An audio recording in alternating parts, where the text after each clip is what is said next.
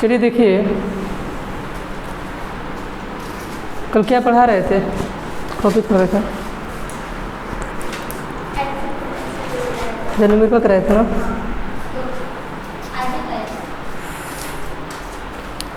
कुछ इम्पोर्टेंट ज़रा पॉइंट लिखिए, PTR लिखिएगा, पॉइंट्स टू रिमेंबर में।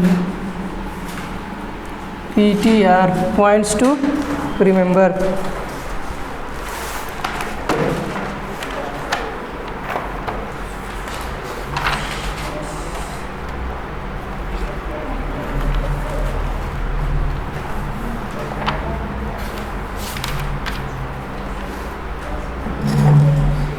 देखिए आप, जैसे मैंने आपको बताया था E इजिकल टू होता है -dV डिवाइडेड बाई TR। ध्यान से समझिए, मैंने बताया था आपको E is equal to -dV divided by DR। ये था इलेक्ट्रिक फील्ड और पोटेंशियल ग्रेडियंट के बीच का रिलेशन। आ रहा समझ में? तो अगर मान लीजिए आप, यदि इस dV को कांस्टेंट रखा जाए, क्या रखा जाए? कांस्टेंट।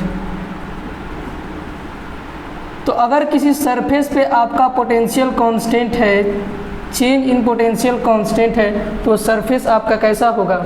इक्वी पोटेंशियल सरफेस होगा, क्योंकि इक्वी पोटेंशियल के केस में ही आपका dV की वैल्यू कांस्टेंट होती है, तो पोटेंशियल क्या होता है? 0 होता है। तो अगर यहाँ से देखा जाए तो ये E जो है आपका, ये इन्वर्सली प्रोपोर्शनल किसके हो जाएगा? 1/dr। मतलब ये इलेक्ट्रिक फील्ड आपके डिस्टेंस का क्या हो जाएगा? इन्वर्सली प्रोपोर्शनल हो जाएगा। तो अगर मान लीजिए यहाँ पे समझिए ज़रा, क्या इसको ऐसे लिख सकते हैं dr inversely proportional to 1/E? कोई फर्क पड़ेगा इस पर? हाँ, नहीं पड़ेगा। ये समझाने का प्रयास किया जा रहा है यहाँ पे क्या, कि यदि कोई आपका सरफेस कैसा है? इक्वी पोटेंशियल सरफेस है। इक्वी पोटेंशियल सरफेस मतलब वेलोसिटी क्या है आपका? कांस्टेंट है। तो जब वेलोसिटी कांस्टेंट रहेगा, अगर ये आपका चेंज इन क्या है? आपका चेंज इन पोटेंशियल क्या है? आपका कांस्टेंट है। क्या है? कांस्टेंट है। तो ये आपका इन्वर्सली किसके हो जाएगा? डिस्टेंस का। अब देखिए, तो अगर आपका dV कांस्टेंट यानी सरफेस कैसा होगा? इक्वी पोटेंशियल सरफेस होगा। इक्वी पोटेंशियल सरफेस का मतलब क्या है कि यदि जिस पॉइंट पे या जिस रीजन में आपकी इलेक्ट्रिक फील्ड अधिक होगी,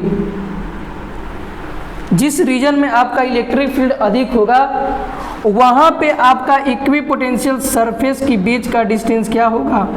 कम होगा। जैसे मान लीजिए 2 इक्वी पोटेंशियल सरफेस ड्रा कर रहे हैं आप, तो अगर जिस रीजन में आपका इलेक्ट्रिक फील्ड अधिक होगा, उस रीजन में आपके जो इक्वी पोटेंशियल सरफेस के बीच का स्पेस होगा वो क्या होगा? कम होगा। और जब ये आपका इक्वी इलेक्ट्रिक फील्ड लाइंस अगर कम होंगी, तो ये चीज़ आपका spacing between 2 equi potential surface क्या होगा? ज़्यादा होगा। इस रिलेशन से ये पता चला कि अगर आपका कोई रीजन है जहाँ पे ढेर सारे इलेक्ट्रिक फील्ड लाइंस हैं, क्या है? ढेर सारे इलेक्ट्रिक फील्ड लाइंस है, तो ढेर सारे इलेक्ट्रिक फील्ड लाइंस में वहाँ का इलेक्ट्रिक फील्ड का मैग्नीट्यूड क्या होगा? अधिक होगा। तो उस रीजन में जो आपका इक्वी पोटेंशियल सरफेस मिलेगा, उन अगर 2-3 इक्वी पोटेंशियल सरफेस ड्रा करेंगे हम, तो उनके बीच का स्पेस क्या होगा? कम होगा। और जहाँ पे इलेक्ट्रिक फील्ड लाइंस आपका कम होगा, वहाँ पे जो इक्वी पोटेंशियल सरफेस होगा उनके बीच का स्पेस क्या होगा? ज़्यादा होगा। क्या होगा? ज़्यादा होगा। तो अगर इलेक्ट्रिक फील्ड कम है, तो 2 इक्वी पोटेंशियल सरफेस के बीच का सेपरेशन क्या होगा? मतलब स्पेस ज़्यादा होगा। और जिस रीजन में आपका इलेक्ट्रिक फील्ड की वैल्यू कम होगी, 2 सेपरेशन के बीच क्या हो जाएगा? ज़्यादा। और ज़्यादा है तो कम हो जाएगा। आया समझ में? ये रिलेशन से आपको यही समझ में आ रहा है, इसको नोट कर लीजिए, ठीक है? PTR का पहला पॉइंट है, इसको नोट करिए, फिर आपको लिखवाते हैं। इसमें लिखिए 2-4 लाइन। हाँ लिखिए इसमें, हाँ लिखिए इक्वी पोटेंशियल सरफेस, लिखिए इसमें हेडिंग डालो, equipotential surfaces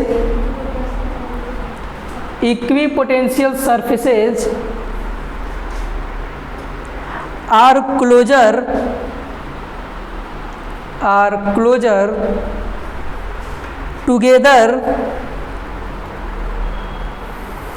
together in the region of strong field, in the region of strong field,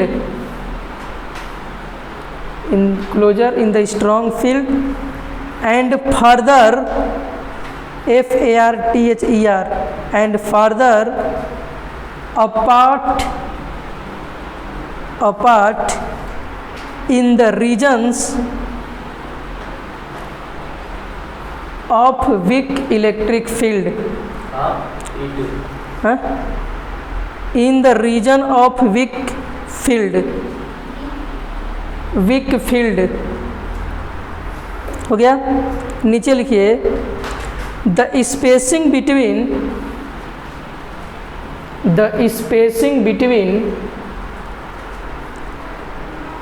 the equipotential surfaces will be smaller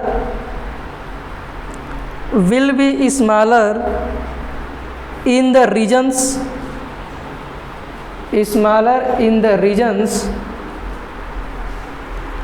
where the electric field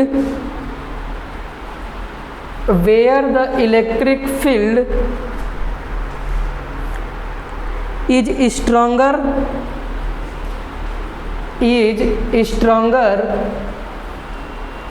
and vice versa।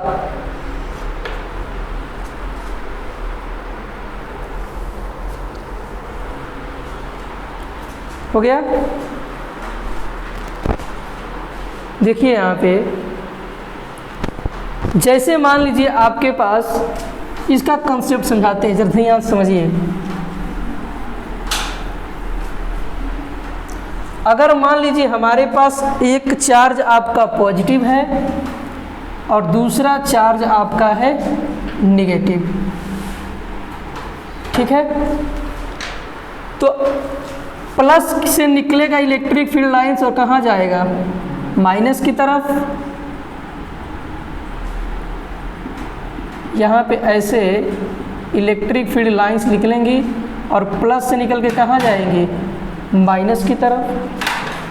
यहाँ से कुछ आपकी electric field lines ऐसे निकलेंगी और यहाँ पे आपका इंटर करेंगी इस तरीके से।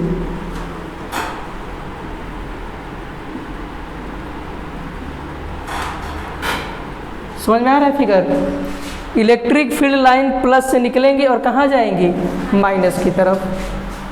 तो इस प्लस चार्ज की वजह से, इस प्लस चार्ज जो है, अगर हम इक्विपोटेंशियल ड्रा करें, क्या ड्रा करना चाहते हैं, इक्विपोटेंशियल सरफेसेज, ठीक है। तो ये प्लस चार्ज है तो इसका इक्विपोटेंशियल सरफेस कैसा होगा, स्फेरिकल होगा। कैसा होगा, स्फेरिकल। तो मैंने अभी आपको बताया कि जिस रीजन में आपका इलेक्ट्रिक फील्ड लाइंस अधिक होगा वहाँ पे दो इक्विपोटेंशियल सरफेस के बीच का डिस्टेंस क्या होगा, कम होगा। और जिस रीजन में इलेक्ट्रिक फील्ड लाइंस आपका कम होगा उस रीजन में स्पेस दोनों का क्या होगा, ज़्यादा होगा। तो यहाँ पे इस रीजन में इलेक्ट्रिक फील्ड लाइंस अधिक है कि इस रीजन में, इधर इलेक्ट्रिक फील्ड लाइंस अधिक है। तो जहाँ पे इलेक्ट्रिक फील्ड लाइंस अधिक होंगी वहाँ का सेपरेशन क्या होगा, दो इक्विपोटेंशियल सरफेसेस का, कम होगा कि नहीं होगा। यहाँ इससे कम होगा और यहाँ पे क्या होगा, ज़्यादा होगा। यहाँ पे ऐसे कम होता जाएगा, कम होगा, और यहाँ पे ज़्यादा होता जाएगा। यहाँ ऐसे कम होगा और यहाँ ऐसे ज़्यादा होता जाएगा, ठीक है। तो जिस रीजन में आपका इलेक्ट्रिक फील्ड लाइंस अधिक होगा तो दो इक्विपोटेंशियल सरफेस के बीच का सेपरेशन क्या होगा, स्पेस कम होगा। और इस रीजन में इलेक्ट्रिक फील्ड लाइंस आपका क्या है, कम है, यानी इलेक्ट्रिक फील्ड की वैल्यू कम है, तो यहाँ पे स्पेस क्या है, ज़्यादा है। आया समझ में? इधर भी ऐसे ही बना लेंगे।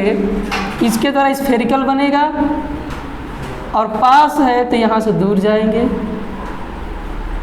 क्या हो गया जी?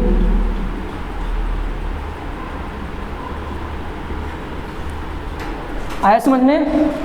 तो जहाँ पे इलेक्ट्रिक फील्ड लाइंस आपका ज़्यादा होगा वहाँ पे दो इक्विपोटेंशियल सरफेस के बीच का सेपरेशन कम होगा, और जहाँ पे इलेक्ट्रिक फील्ड लाइंस कम होंगी वहाँ पे सेपरेशन अधिक होगा।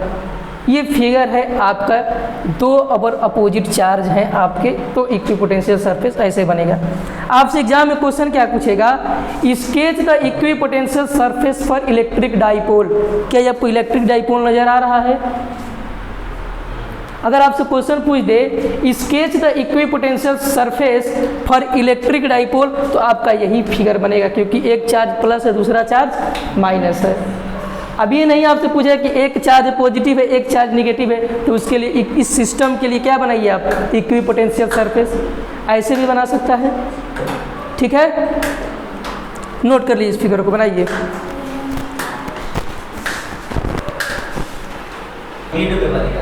मिड में आएगा, क्योंकि ये पॉजिटिव वाला जो चार्ज इलेक्ट्रिक फील्ड लाइन को रिपेल कर देगा, पॉजिटिव पॉजिटिव, तो पॉजिटिव रिपेल सारी इलेक्ट्रिक फील्ड लाइंस कहाँ आएंगी? इधर आएंगे। यहाँ पे कुछ आएंगी तो इलेक्ट्रिक फील्ड लाइन कम होगा यहाँ पे। तो जहाँ इलेक्ट्रिक फील्ड लाइन ज़्यादा होंगी, इलेक्ट्रिक फील्ड लाइन ज़्यादा, सेपरेशन क्या होगा? कम होगा। अब इधर सेपरेशन क्या होने लगेगा? इसका ज़्यादा होने लगेगा। नहीं समझ में आया? इधर आपका इधर कम होने लगेगा और इधर ज़्यादा होने लगेगा, दोनों पॉजिटिव रहेंगे तब। नहीं समझ में बनाए? देखिए बना देते हैं भाई, ध्यान से समझिएगा। जैसे मान लीजिए ये हमारा पॉजिटिव चार्ज है और ये भी हमारा पॉजिटिव चार्ज है, तो पॉजिटिव चार्ज को क्या करेगा? रिपेल करेगा। तो यहाँ पे जो अगर मान लीजिए इलेक्ट्रिक फील्ड लाइन ऐसे आएंगी सब,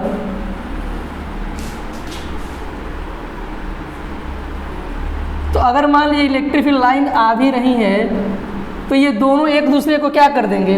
रिपेल कर देंगे। पॉजिटिव पॉजिटिव को ये वाला उसको रिपेल करेगा। तो इस केस में यहाँ का इलेक्ट्रिक फील्ड क्या होगा? कम होगा। इलेक्ट्रिक फील्ड लाइन जब जहाँ कम होगा जिस रीजन में, वहाँ दो इक्विपोटेंशियल सरफेस के बीच का डिस्टेंस क्या होगा? ज़्यादा होगा। तो फिगर आपका ऐसे बनेगा, यहाँ आपका कम होगा और इधर क्या होने लगेगा? ज़्यादा होने लगेगा।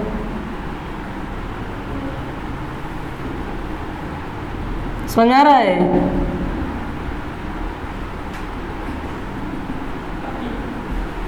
और यहाँ भी आपका ऐसे ही बनेगा, यहाँ पे कम रहेगा और यहाँ पे ज़्यादा बनेगा।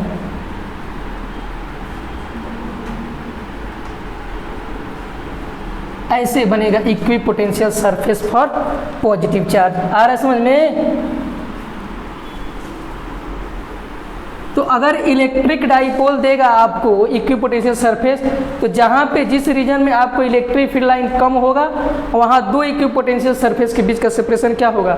कम होगा। और जहाँ ज़्यादा होगा वहाँ पे कम, जहाँ कम होगा वहाँ पे ज़्यादा। यही आपको ध्यान रखना है। इन दोनों पॉजिटिव चार्ज में क्या होगा कि जहाँ यहाँ पे इलेक्ट्रिक फील्ड लाइन्स आ रही थी ये रिपेल हो जा रही थी, यहाँ पे इलेक्ट्रिक फील्ड लाइन क्या होगा? कम होगा। तो इनके बीच का सेपरेशन क्या हो जाएगा? अधिक हो जाएगा। नोट कर लीजिए,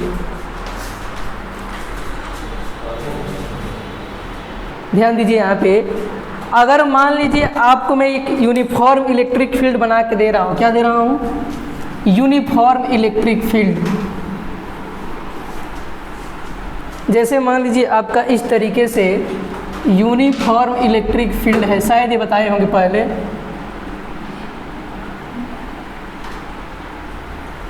यूनिफॉर्म इलेक्ट्रिक फील्ड के लिए आप इक्विपोटेंशियल सरफेस स्केच करिए। अगर आपका इलेक्ट्रिक फील्ड यूनिफॉर्म है, इलेक्ट्रिक फील्ड अगर यूनिफॉर्म है तो आप इसका स्केच ड्रा करिए इक्विपोटेंशियल सरफेस का। कैसा बनेगा? मैंने आपको बताया था कि इक्विपोटेंशियल सरफेस हमेशा इलेक्ट्रिक फील्ड लाइन से क्या होती हैं? परपेंडिकुलर होती हैं। क्या होती हैं? परपेंडिकुलर होती हैं। तो इसके लिए आपका सरफेस कैसा बनेगा? इक्विपोटेंशियल सरफेस परपेंडिकुलर बनेगा। ठीक है?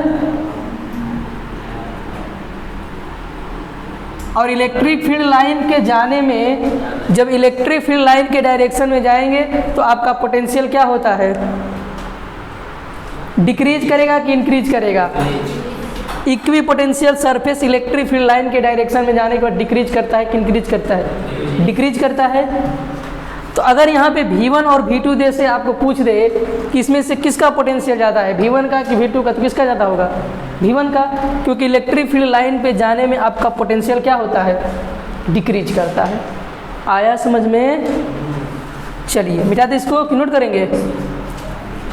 मिटा देते हैं, तो नोट कर लिए पहले ही। अगला पॉइंट लिखिए, पॉइंट लिखिए अगला,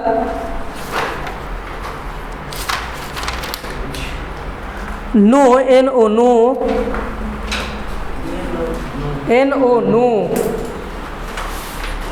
no, TWO, two equipotential surface, no, two equipotential surfaces can intersect each other, can intersect each other.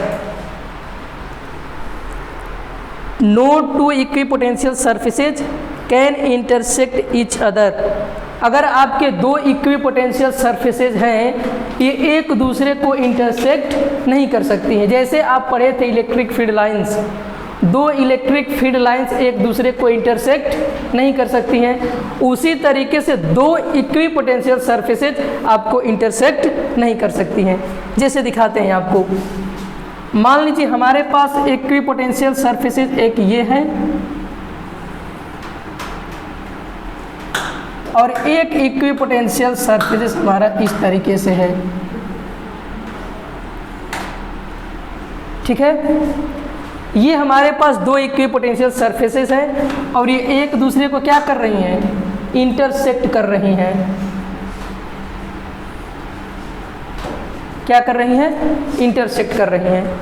एक सरफेस आपका इस तरीके से है और एक सरफेस आपका इस तरीके से है।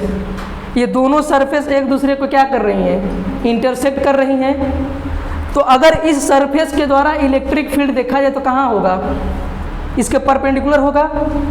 तो इस सरफेस के द्वारा जो ऐसे सरफेस है, इसके वजह से इक्विपोटेंशियल सरफेसेस कहाँ होगा, अरे सॉरी, इलेक्ट्रिक फील्ड ये होगा, जिसको हम मान लेते हैं क्या है, E1 है।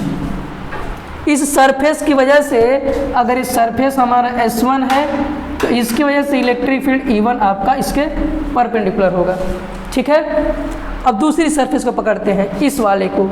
एक सरफेस आपका ऐसे था और ये सरफेस इसके ऐसे परपेंडिकुलर है, क्या है, परपेंडिकुलर, ऐसे एकदम जा रही है ऐसे, ठीक है। और एक ऐसे है, तो इसकी वजह से इलेक्ट्रिक फील्ड कहाँ जाएगा, परपेंडिकुलर जाएगा। एक ऐसे है और एक ऐसे है, तो ऐसे वाले का आप पर इलेक्ट्रिक फील्ड ऊपर और ऐसे वाले का इलेक्ट्रिक फील्ड बाहर, परपेंडिकुलर। तो इसकी वजह से इलेक्ट्रिक फील्ड मान लेते हैं यहाँ जाता है, तो ये हो गया E2। एक ही पॉइंट पे इक्विपोटेंशियल के दो डायरेक्शन इलेक्ट्रिक फील्ड के, क्या ये पॉसिबल हो सकता है, नहीं पॉसिबल हो सकता है। इस कंडीशन में आपके दो इक्विपोटेंशियल सरफेस एक दूसरे को इंटरसेक्ट नहीं कर सकती है, क्योंकि एक ही सरफेस पे इक्विपोटेंशियल सरफेस के दो इलेक्ट्रिक फील्ड लाइंस का डायरेक्शन पॉसिबल नहीं है। आया समझ में? तो लिखिए इसमें,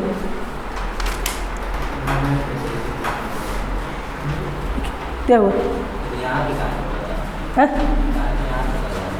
कहाँ पे कराएं, तो कहाँ इंटरसेक्ट कराएं, क्या एक ही पॉइंट पे इंटरसेक्ट नहीं कर रहा है, ये इक्विपोटेंशियल सरफेस एक ही जगह पे इंटरसेक्ट कर रहा है, ऐसा नहीं करना चाहिए। हम क्या बोले हैं, ऐसे आपको नहीं करना चाहिए। यही कंडीशन है आपका कि इसके दो डायरेक्शन इसी जगह पे पॉसिबल हो जा रहे हैं, इसलिए दो इक्विपोटेंशियल इंटरसेक्ट नहीं करना चाहिए। कहाँ पे, ये दो इक्विपोटेंशियल सरफेस इस तरीके से इंटरसेक्ट नहीं करना चाहिए। इसका रीजन ये बताया हूँ कि क्यों, किसका,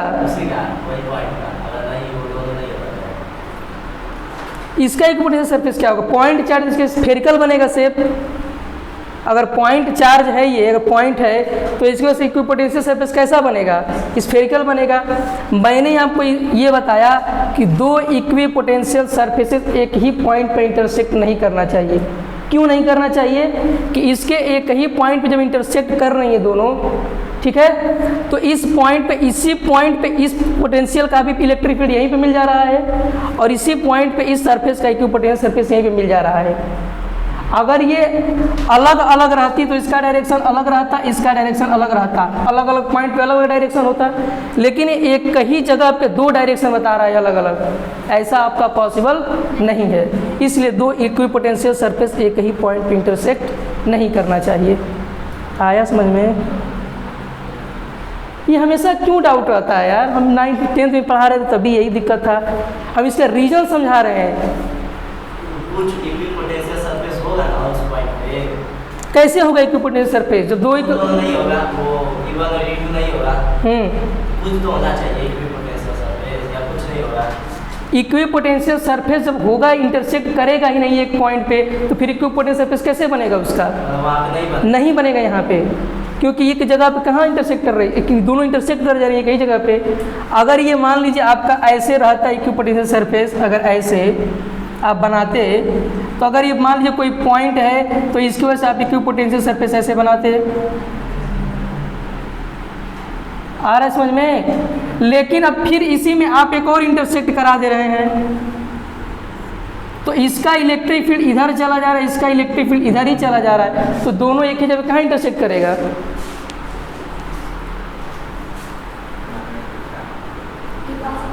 नहीं समझ में आया जी? चलो नोट कर लो इसको। ये हम हमेशा ही डाउट रहता है कि पता ना क्यों। अच्छा चलिए इसके स्टेटमेंट लिखिए। If they intersect, if they intersect then there will be two values of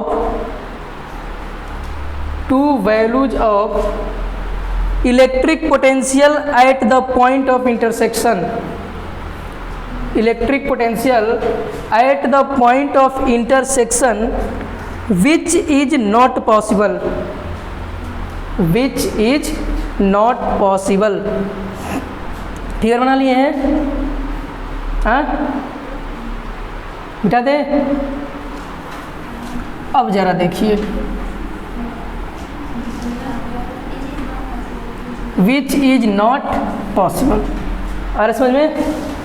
चलिए अब अगला हेडिंग डालिए, कहाँ गया?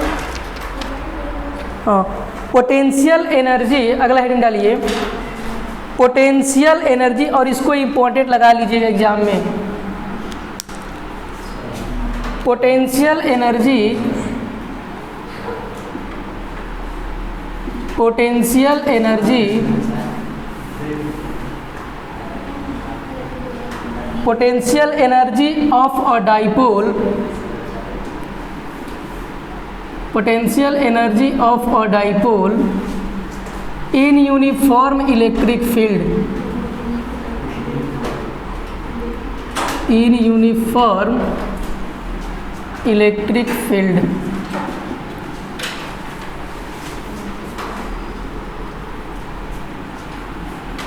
Potential energy of dipole in uniform electric field. हम एक डाइपोल की वजह से यूनिफॉर्म इलेक्ट्रिक फील्ड में पोटेंशियल एनर्जी फाइंड करने जा रहे हैं।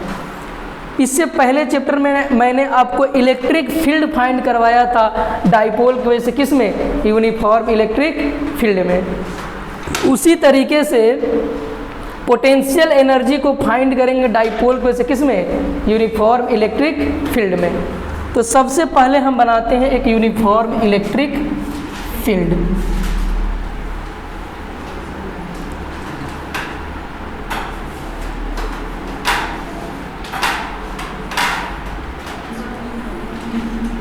और यहाँ पे रखते हैं माइनस क्यू चार्ज और यहाँ पे रखते हैं प्लस क्यू चार्ज, जो इस इलेक्ट्रिक फील्ड लाइन से थीटा एंगल बना रहा है। ठीक है, ये आपका डाइपोल माइनस क्यू है, प्लस क्यू है, जो इस इलेक्ट्रिक फील्ड लाइन के साथ क्या बना रहा है, थीटा एंगल बना रहा है। तो अगर इसका देखें तो क्या आप दो कंपोनेंट ब्रेक कर सकते हैं कि नहीं इसके? हाँ, अगर इसके बीच का सेपरेशन कितना है, 2a है। डाइपोल में सेपरेशन 2a होता है, क्या होता है, 2a। तो अगर यहाँ इस कंपोनेंट की बात करें तो कौन सा कंपोनेंट होगा, 2a cos थीटा, और इधर जाएगा हमारा 2a sin थीटा। अगर यहाँ से देखें तो इस प्लस क्यू जैसे ही इलेक्ट्रिक फील्ड में आएगा इस पर फोर्स लगेगा कि नहीं, और ये हो जाएगा F = प्लस क्यू ई। ठीक है, और इस डायरेक्शन में आपको लगेगा F = क्यू ई। डायरेक्शन इधर है और ये भी हमारा अपोजिट डायरेक्शन है, दोनों का मैग्नीट्यूड सेम है लेकिन डायरेक्शन क्या है, अलग अलग है। तो ये वाला आपको फोर्स इधर लगेगा और ये वाला फोर्स इधर, तो आपका ये डाइपोल किधर आना चाहेगा, इधर आना चाहेगा, तो क्या एक्सपीरियंस करेगा, टॉर्क। तो ये अगर ये 2a sin थीटा तो ये भी कौन सा दूरी हो जाएगा, 2a sin थीटा। आए समझ में? तो टॉर्क जब लगेगा यहाँ पे तो टॉर्क का वैल्यू क्या होता है, F force into perpendicular distance.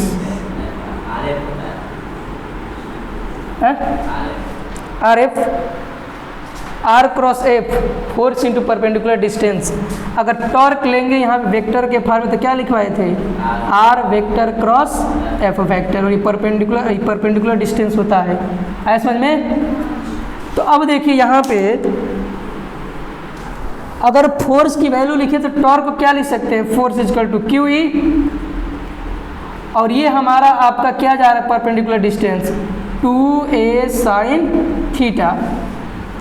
तो यहाँ से कुछ आपको नज़र आ रहा है क्या, q और 2a को एक साथ ले लूँ और ये हो जाएगा e sin थीटा, तो q × 2a क्या होता है, p, और ये हो जाएगा e sin थीटा। क्या सोनू जिसको ऐसे लिख सकते हैं, torque = vector p dot e। Sonu ji क्या सही है कि गलत है, सही है?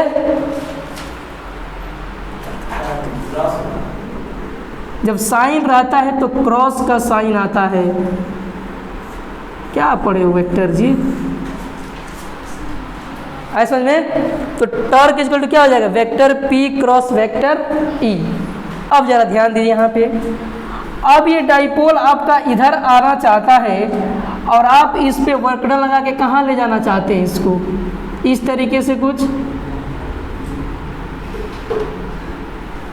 आप इस पे क्या कर रहे हैं, वर्क डन करेंगे, क्या करेंगे, वर्क डन, और इसको रोटेट करेंगे, मान लीजिए θ1 से कहाँ ले जाएंगे, θ2 पे। इसका एंगल क्या कर दिया मैंने, चेंज कर दिया, θ1 से कहाँ लेके चले गए, θ2 पे।